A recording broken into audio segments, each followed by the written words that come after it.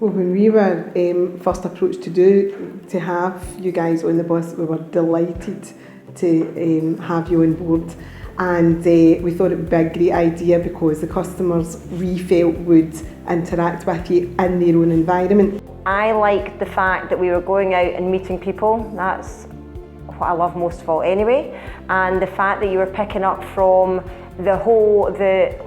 the enthusiasm from everybody who was working on, who was taking part, was working on the bus, and what they were so passionate about what they were doing, and it was hard not to get swept along by that, to be quite honest. We had mental health team out, we had speech therapists out, dietetics out, oh my goodness, there's so many, I had so many out. Podiatrists, every week, and the physio, and the physios. Yeah, it was really, really great, just because there was things that we couldn't answer, but they were on site to obviously answer the questions, but now obviously they've educated us more as well, so it's kind of giving them answers to the questions that they've been asking us for ages.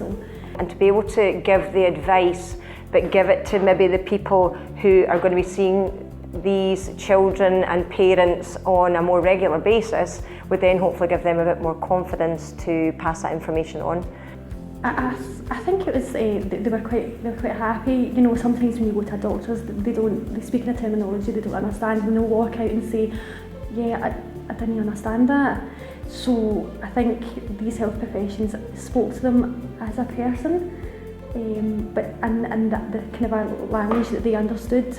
Useful, really useful, because speaking about looking at early intervention or universal messages, so messages that should be for everybody, the more people that you can get to give the messages that you might only see a small number of children or young people, but if you can then be in the company of others who are seeing more children, or more vulnerable children, or families or carers that then feel confident to pass that information on, then that could be a really beneficial thing to have.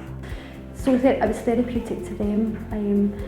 It gave them kind of a time, as well. So there was no rush. Okay, I've only got 10 minutes with you. It was kind of a more person-centred, which was really, really good.